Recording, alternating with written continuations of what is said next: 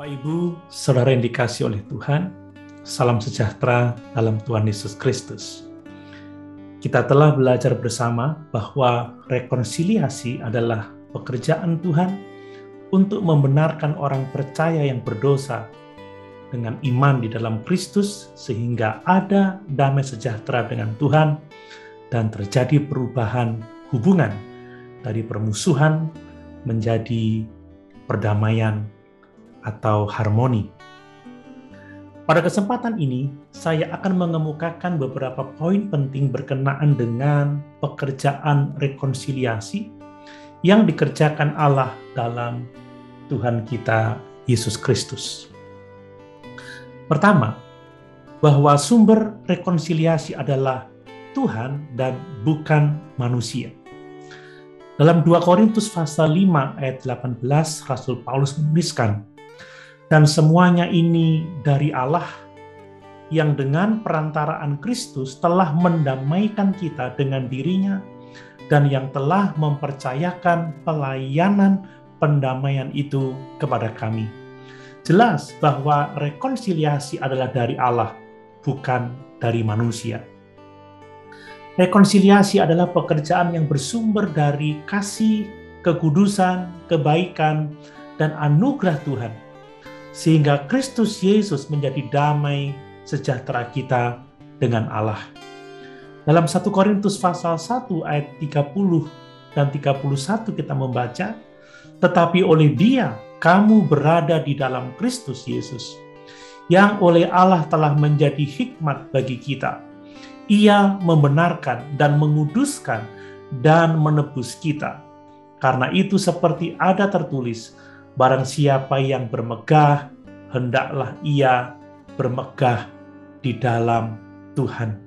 Sungguh, Yesus telah menjadi damai sejahtera bagi kita dengan Allah. Hal kedua adalah bahwa agen rekonsiliasi adalah Tuhan Yesus sendiri. Dialah yang secara pribadi mati bagi seluruh dunia dan menanggung dosa kita di dalam tubuhnya di kayu salib. Ada cukup banyak ayat-ayat yang mengemukakan kebenaran ini, seperti Roma pasal 5 ayat 10-11, 2 Korintus 5 ayat 18, Kolose 1 ayat 20 dan 21, 1 Petrus 2 ayat 24. Nah, saya akan membaca untuk kita sekalian 1 Petrus 2 ayat 24 yang menyatakan bahwa Yesuslah yang telah mati bagi seluruh dunia dan menanggung dosa kita. Demikian firman Tuhan, 1 Petrus 2 ayat 24. Ia sendiri telah memikul dosa kita di dalam tubuhnya di kayu salib, supaya kita yang telah mati terhadap dosa, hidup untuk kebenaran. Oleh bilur-bilurnya, kamu telah sembuh. Yang ketiga, bahwa tujuan rekonsiliasi adalah manusia dan bukan Tuhan. Mengapa? Sebab manusia adalah pribadi yang bermusuhan dengan Tuhan dan yang harus dibawa kembali ke dalam hubungan yang benar dengan Tuhan. Keempat, bahwa instrumen atau alat hal yang menyebabkan rekonsiliasi adalah kematian Tuhan Yesus Kristus di kayu salib. Dalam 2 Korintus pasal 5 ayat 21 dituliskan, Dia yang tidak mengenal dosa telah dibuatnya menjadi dosa karena kita, supaya dalam Dia kita dibenarkan oleh Allah. Sungguh bahwa kematian Yesus Kristuslah yang mengubah manusia dari permusuhan menjadi harmoni dengan Allah. Bapak Ibu bisa membaca di dalam Roma pasal 5 ayat 10, Efesus 2 ayat 10, dan Kolose 1 ayat 20. Yang kelima, bahwa hasil dari rekonsiliasi adalah penghapusan penghalang, yaitu tembok pemisah, atau hal-hal yang memisahkan manusia dari Tuhan sebagai dosa. Kekudusan Tuhan, hukuman dosa, kematian rohani, dan ketidakbenaran. Selanjutnya adalah pengudusan posisi dan kedudukan yang sempurna di hadapan Allah. Sekali lagi Roma 5 ayat 1 menuliskan, sebab itu kita yang dibenarkan karena iman, kita hidup dalam damai sejahtera dengan Allah oleh karena Tuhan kita Yesus Kristus. Yang selanjutnya, bahwa hasil dari rekonsiliasi adalah juga pembenaran kita. Bahwa kita dinyatakan benar di hadapan Allah. Melalui kebenaran Kristus diperhitungkan kepada kita. Dalam 2 Korintus 5 ayat 18-21, ini penting untuk kita ketahui. Demikian firman Tuhan. Dan semuanya ini dari Allah, yang dengan perantaraan Kristus telah mendamaikan kita dengan dirinya, dan yang telah mempercayakan pelayanan pendamaian itu kepada kami.